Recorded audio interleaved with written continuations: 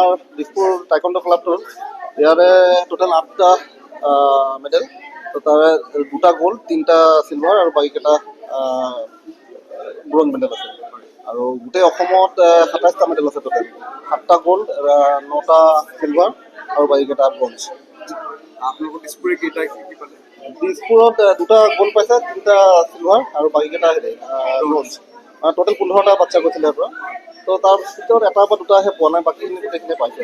এটা খুব গৌৰৱৰ কথা। হয়, খুব ভাল লাগিছে। মোৰ ছোৱালীজনীয়ে গ'ল্ড মাৰিছে under 47 KG sub junior girls.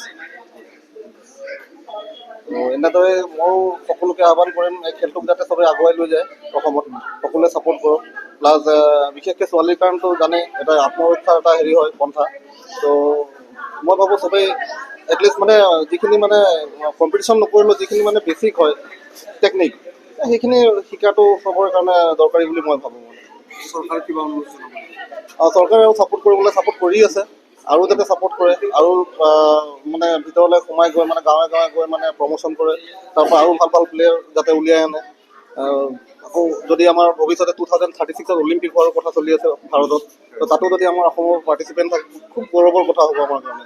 আমি দিছপুৰ টাইকোৱাণ্ডোৰ পৰা যেনেকৈ ছাৰে ক'লে 15জন গৈছিলোঁ আৰু তাতে চবেই সক্ষম হৈছিলে, ভালকৈ খেলিছে চবেই।